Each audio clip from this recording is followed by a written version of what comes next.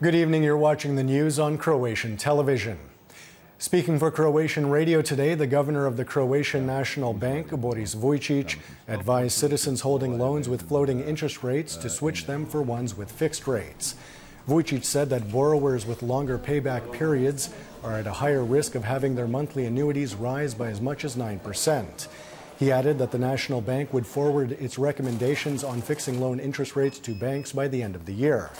He also explained what the National Bank could do to pressure banks into refinancing citizens' loans. I feel that we on the one hand have to trust the market, and on the other, in so much as some banks decline to take our advice, we as the Croatian National Bank will inform their clients of the opportunities in other banks that will listen to our advice. In that way, I think all banks in the end will offer this service. Appearing on the same talk show, Finance Minister Zdravko Marić said that he is hopeful that the European Commission will soon announce that Croatia has exited the EU's excessive deficit procedure. He added that he is pleased with the EC's latest economic forecast for Croatia, as the projections are in line with those from domestic institutions. He also said that 2016 was an exceptional year in terms of public finances. In the end, we not only met the European Commission's recommendations, but surpassed them by a lot. 0.8% of GDP, that is less than 402 million euro. And the other thing that we mustn't overlook is that in 2015, the deficit was reduced to 3.4% of GDP, or roughly 1.48 billion euro. But in 2013 and 2014, our deficits were at more than 2.34 billion euro. So from 2.34 billion, we have come to less than 402 million euro. Foreign and European Affairs Minister Davor Ivo Stier is in Brussels attending a meeting of EU foreign ministers. The minister addressed his upcoming visit to Moscow, saying that the focus of his talks in Russia would be on security and stability in Southeast Europe. He added that bilateral relations with Russia are also important because of the ongoing crisis in the Agrokor company, as its largest creditor is Russia's state-owned Sberbank. I believe that stability in this segment is also in the interests of the Russian side, and it is precisely with that goal in mind that we adopted the law which provides the instruments needed to maintain that stability.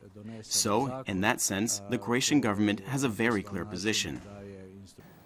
The Zvečevo confectionery company is on the brink of bankruptcy. Its accounts have been blocked for the past 40 days. Workers have gone on strike after 1/4 of them didn't receive their salary for March. Management says the salaries will be paid out by the end of the week.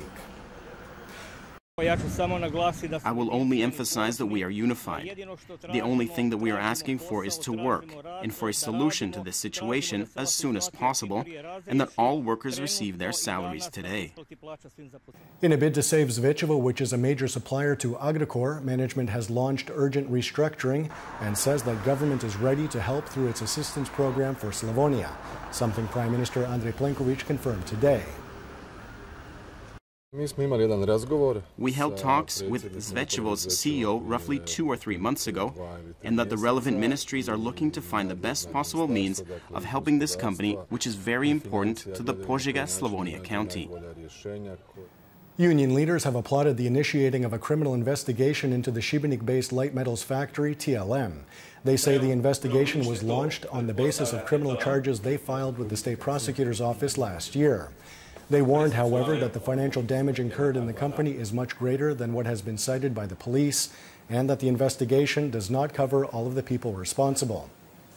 Branimir Lepur, Miroslav Šupe, Kristijan Cernić are all missing from the investigation, and the police assessment is of damages amounting to 25 million euro. Our assessment is up to 50 million euro. Croatia's water management company, Hrvatske vode, has opened a new central laboratory. The facility comes at a cost of 6.3 million euro, with an additional 1.3 million to be invested into equipment. The laboratory will employ an additional 20 chemists and biologists. The facility will improve the management of Croatia's water resources and raise the level of water quality. As a central laboratory, we will cover water in nature. Our lab will respond to reports of contamination and take test samples. These reports can also come from citizens, and our team will go into the field, take test samples, and conduct the appropriate analysis. The General Hospital in Vinkovci has received €2.2 million for the development of its outpatient facilities. The funds come from the EU in the form of a non-refundable grant. The contract was signed today by Regional Development and EU Funds Minister Gabriela Žalac. This will contribute to the faster turnover of patients and reduced congestion in specific wards, specifically in the ophthalmology ward, where patients wait for up to 1 year for cataract surgery. Croatian radio television is celebrating its birthday. 91 years ago today, Croatian radio hit the airwaves among the first in Central and Eastern Europe. 30 years later, it started broadcasting its television program.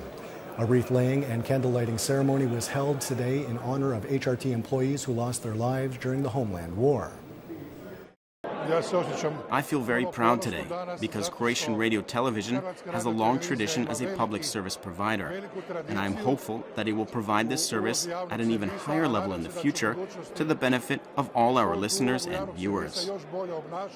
Taking a quick look at sports, in handball, PPD Zagreb won the Croatian Cup for the 24th time, beating Nexe from Našice 28-27 in a penalty shootout last night. In women's handball, Lokomotiva Zagreb returned to Croatia after winning the Challenge Cup this Saturday, their first European trophy since 1991. Lokomotiva beat Swedish side HRTs in the final. Stella Posovic was the tournament's scoring champion. And finally, in gymnastics, Croatia's Tin Srbic took the gold medal in the high bar at the World Cup meet in Koper, Slovenia yesterday. And now the forecast for tomorrow. Predominantly sunny, especially on the coast. There could be some isolated showers in the east of the country in the morning. However, rain is more likely in the afternoon when there could be some thunderstorms. There will be a moderate to strong northeasterly on the coast with gale-force gusts at the foot of the Velebit mountain. Morning lows of 9 to 15 degrees Celsius inland, 13 to 18 on the Adriatic, will give way to highs of 21 to 26 degrees. The three-day forecast for the interior calls for sunny and stable weather. Cloud cover will move in on Friday, bringing with it more unstable weather. Predominantly sunny and warm on the coast. There is a slight chance of some showers in Dalmatia on Wednesday. Expect more cloud cover on Friday. And that wraps up the news. Be sure to join us again tomorrow night.